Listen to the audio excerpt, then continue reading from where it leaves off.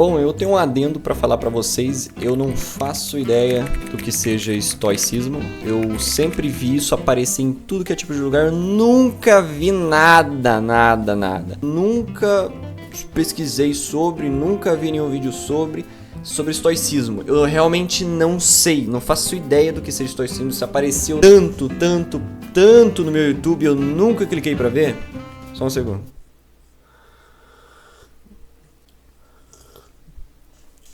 Tá quente. Mas a questão é que eu não faço ideia, cara. O Ciência Todo Dia tinha postado, acho que uns meses atrás, este vídeo sobre estoicismo. E eu achei uma ótima ideia, na verdade, até. E já aproveitar e ver um vídeo sobre isso, né? No maior estilo cafezinho da manhã. E bora lá. Beleza. Uma breve história do estoicismo. O vídeo vai ser bom, eu tenho certeza. Vou até deixar um like já. Que tipo de vida vale a pena ser vivida? A perspectiva mais comum sobre o que é vida se parece muito mais com uma corrida do que com uma experiência. As pessoas estabelecem etapas bem claras do que a vida deve ser e como ela deve ser. Estudar. Olha a praiazona, olha o hotel, que vista maravilhosa. Trabalhar, casar, trabalhar, ter filhos, trabalhar, se aposentar e talvez só então viver. E em parte, isso é um sintoma da supervalorização do trabalho e da produtividade. Mas perguntar qual que é o sentido da vida é um questionamento frequente desde que humanos são humanos. Ah, já sei onde isso vai chegar, já sei. No vídeo de hoje nós vamos voltar 2.300 anos no tempo. Nós vamos direto para Atenas, na Grécia Antiga. O lugar mais popular da época foi provavelmente a Ágora de Atenas, um espaço público muito importante e cheio de vida, onde comerciantes dividiam o espaço com espetáculos de discussões acaloradas sobre política, a vida e filosofia. Mas nem tudo que sobrou da Ágora foram as suas ruínas. Muitas das ideias que foram colocadas a teste naquela época conseguiram sobreviver por todos esses anos. Em uma área especial da Ágora havia a chamada Stoa Poikile, ou ainda o Pórtico Pintado, que foi onde Zenão de Cítio começou a expor as suas ideias que mais tarde levaram ao estoicismo. Sim, estoicismo vem de Stoa. Zenão foi uma pessoa bastante azarada. Numa das anedotas sobre a sua vida dizem que ele... Só que eu reparei numa coisa que parece que todo mundo da Grécia lá, a maioria dos homens era tudo meio calvo na frente. Só eu que tô reparando isso agora, tipo, tô anos assistindo filme, vendo coisas sobre isso e eu nunca percebi, mas os caras meio que é meio calvão na testa, velho. Vem de Stoa. Zenão foi uma pessoa bastante azarada. Numa das anedotas sobre a sua vida dizem que ele era um comerciante bastante rico e próspero, até que ele fez uma viagem de barco pelo mar Mediterrâneo. Durante essa viagem ele enfrentou uma forte tempestade e perdeu todos os seus bens materiais, restando apenas a sua própria vida. Diante de uma situação que faria muitos desistirem de tudo e de todos, Zenão encontrou outro caminho. Ele buscou abrigo na racionalidade para entender como reagir diante da imprevisibilidade da vida. Caralho! E foi aí que o estoicismo começou a tomar forma enquanto uma filosofia que busca o uso da razão para lidar com as emoções, para evitar os vícios e cultivar as virtudes. Para isso seria preciso encarar a vida. Então o estoicismo tem a ver com as emoções, tem a ver com o controle emocional, hábito de saber lidar com as emoções. Eu tô precisando um pouco disso, sabia? Vida com uma certa apatia. Isso significa que é para evitar os excessos da paixão, ao não se empolgar demais com os prazeres e nem se afetar demais com os males. Pessoal aí que cria muita expectativa em qualquer coisa aí. Vai lançar um jogo, lança lá com aquele trailer maravilhoso, todo mundo com expectativa mais alta do que o próprio jogo, né? É a mesma coisa de série, vai lançar uma série de algum filme, de algum jogo de computador, o pessoal fica lá, vibrado. E obviamente quando chega a série não bate as expectativas. Às vezes a série, na verdade, ela é boa, mas a expectativa do pessoal tava lá em questão de divindade, né? Um belo exemplo que isso aconteceu foi com Cyberpunk 2077. O correto é justamente você não ter expectativas acima daquilo que é esperado e do que você vê à sua volta. Se apaixonar demais, se ter expectativas muito altas, isso na verdade só faz a queda ser muito maior e bem mais pesada e acabar quebrando sua cara. Mas bora pro vídeo, eu tô falando demais, tá? Mas esqueça por um momento o senso comum das palavras apatia e paixão. Para os estoicos, apatia ou apatheia vem do grego a, de negação, e pathos, de paixão. Logo, apatia seria a ausência de paixões, mas em um sentido bem específico de paixão, como um estado perturbado da alma de uma emoção controladora e violenta. Para atingir a tranquilidade e a apatia, nós precisamos identificar e separar as coisas que nós temos controle daquelas que nós não temos controle. E essa não é uma tarefa fácil. Exige uma combinação especial de ideias. Por isso a filosofia estoica é composta por 3 componentes: ética, lógica e física. Mas não no sentido moderno. Nossa, Nossa, o jeito que ele fala... Ah, pelo amor de Deus, o jeito que ele fala é sensacional. Vai tomar no rabo, olha essa sequência. Por 3 componentes: ética, lógica e física. Mas não no sentido moderno dessas palavras. Não esqueçam que nós estamos na Grécia Antiga. Apesar da ética ser a parte da filosofia estoica que mais chama a atenção das pessoas, o estoicismo é uma estrutura complexa de ideias. Para nos ajudar a entender isso, nós geralmente recorremos a Diógenes Laércio, que foi um importante biógrafo da filosofia grega. Ou melhor, um dos outro calvo. Maiores fofoqueiros de todos os tempos. Um dos primeiros fofoqueiros. Aí, ó, pra quem odeia fofoqueiro, quando inventarem uma máquina do tempo, vocês já sabem já quem que vocês têm que pegar.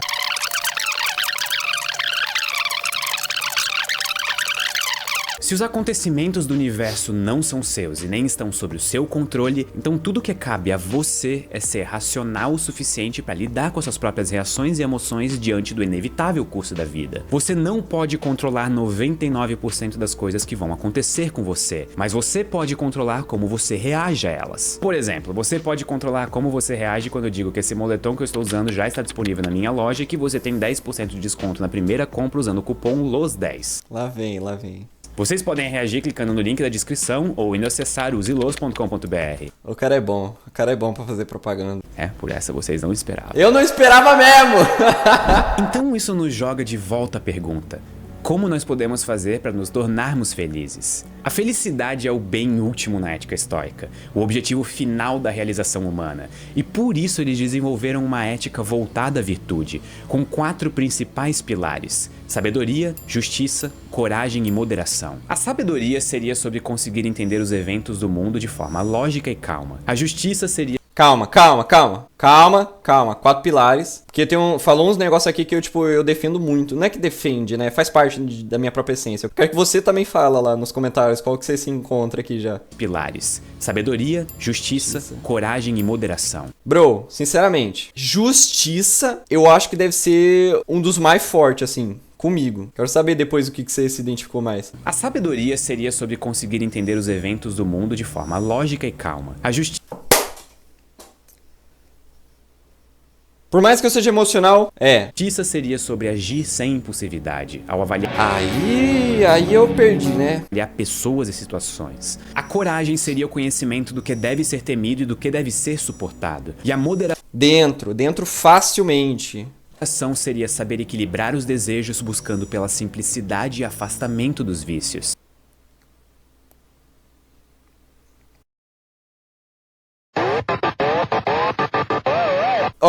Isso aí tem muito significado. Pode significar muita coisa. Caraca.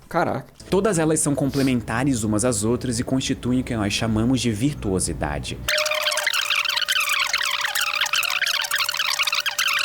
Por isso nós devemos ser apáticos sobre os acontecimentos que nos são impostos. Mas a apatia não é sobre rejeitar as emoções, e sim sobre saber controlá-las. Não é sobre ser passivo diante do mundo, mas saber diferenciar até onde você pode agir. O mundo é opaco e as leis da natureza são invencíveis. Mas isso não tira de nós a responsabilidade das nossas ações. Nós não podemos controlar...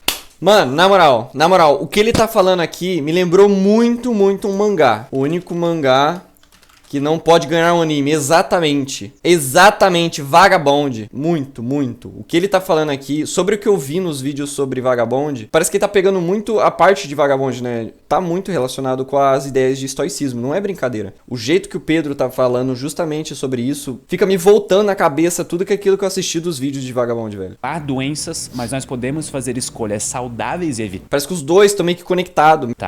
Mas mesmo assim, se por um acaso um dia nós ficarmos doentes, nos resta aceitar com coragem e sabedoria. Não temos controle sobre as ações dos outros, se eles nos xingam, se eles amam a gente, mas nós podemos evitar a raiva e cultivar a justiça e a moderação. Tudo que nos acontece é um empréstimo do universo, inclusive a vida. Ser sábio é reconhecer isso com coragem. É saber que nós podemos ter glória sem ser gloriosos, assim como nós podemos perder sem ser perdedores. Com o passar dos anos, o estoicismo se espalhou para além da Grécia Antiga. Ele passou a florescer principalmente em Roma, com Sêneca, Epiteto e o imperador Marco Aurélio. Tudo que nós...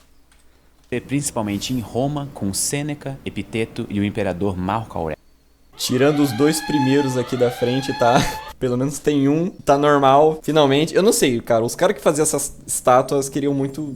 Tudo que nós sabemos de Epiteto, o escravo, são os relatos dos seus discípulos, porque ele não deixou nada escrito. Apenas Sêneca e Marco Aurélio deixaram obras autorais. No caso de Marco Aurélio, seu livro Meditações parece ter sido escrito como uma espécie de diário sobre como lidar e aperfeiçoar as suas atitudes, quase como orientações para ele mesmo conseguir levar adiante a sua vida enquanto imperador romano. E cada um deles teve uma vida particularmente difícil. Sêneca foi condenado a tirar a própria vida. Epiteto foi um escravo por muito tempo. E Marco Aurélio foi imperador de Roma por quase 20 anos. Então é natural esperar que eles tenham refletido sobre a morte e a vida, sobre a liberdade e a escravidão e sobre o controle e o excesso. Isso é o que acontece quando você sai da Matrix. E sobre o controle e o excesso. Sêneca escreveu muitas cartas durante a sua vida, e algumas delas destinadas a consolar os seus amigos.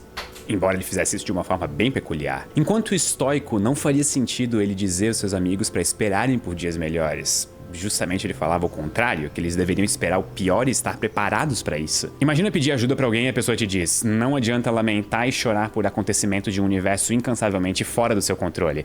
Você deveria ter pensado em situações de muita desgraça e ter se animado com a escassez, ao invés de ter cultivado vícios em prazeres inconstantes e ter sido escravizado pelas suas ambições.